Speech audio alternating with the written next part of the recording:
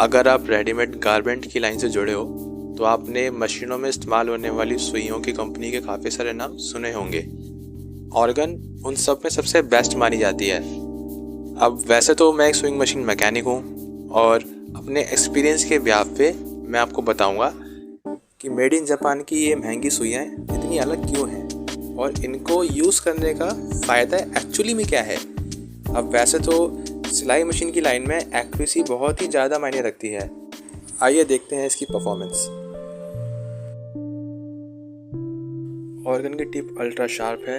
इसका unique design हमेशा सटीक टाँके देता है और अगर हम दोनों सुइयों को आपस में कंपेयर भी करें तो भी हमारे को फ़र्क नज़र आता है। दोनों में काफ़ी डिफरेंस है, इसलिए दोनों के रिज़ल्ट भी अलग अलग हैं। अब बात करेंगे लूप फॉर्मेशन की।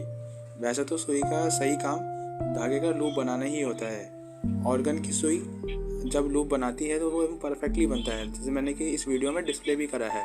और जब लूप ढंग से बनता है तब सिलाई एकदम सही तरीके से होती है।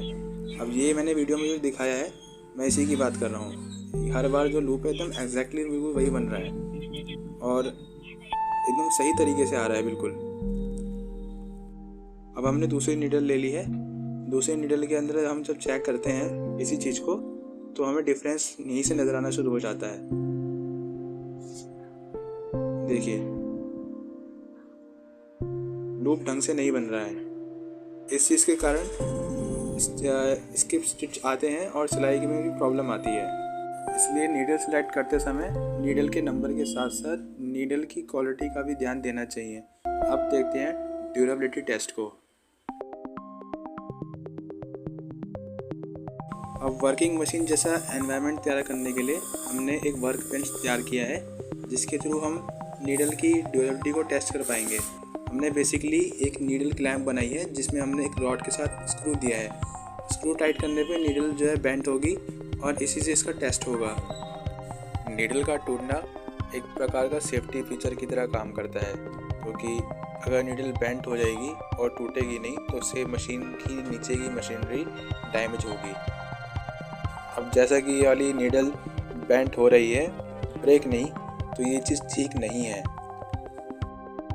ऐसा इसलिए हो रहा है क्योंकि जो इस नीडल का टेम्पर है वो ठीक नहीं है, इसलिए ये नीडल बेंट हो रही है, टूटी नहीं। और अब हम टेस्ट कर लेते हैं ऑर्गन नीडल को। जैसा कि मैंने आपको बताया था, एक अच्छी नीडल एक हाई क्वालिटी मेटल से बनी रहती है और उसको फुल टेम्पर किया जाता है, जिसके कारण ये पहली बात तो कि ये बेंट नहीं होगी, जो कि बहुत अच्छी बात है।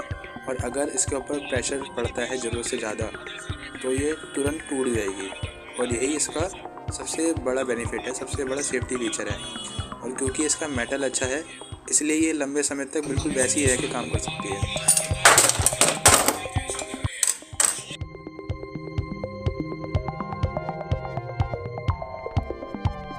हमारी ऑर्गन नीडल तो जो है ब्रेक हो चुकी है, जो कि अच्छी बात है।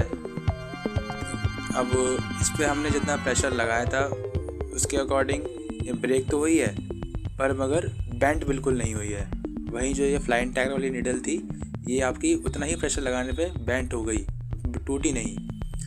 तो यही चीज़ है जो सबसे बड़ा डिफरेंस लाती है परफॉर्मेंस के अंदर। ऑर्गन नीडल हमारी अभी भी स्ट्रेट है, इसलिए अच्छी नीडल से यूज़ कीजिए। एक लास्ट चीज़ और, अगर आप सेकेंड हैंड मशीन ख़रीदना चाहते हो जेन्युइन स्पेयर पार्ट्स के साथ तो मेरा नंबर मैंने शो किया है, आप मुझे कांटेक्ट कर सकते हो।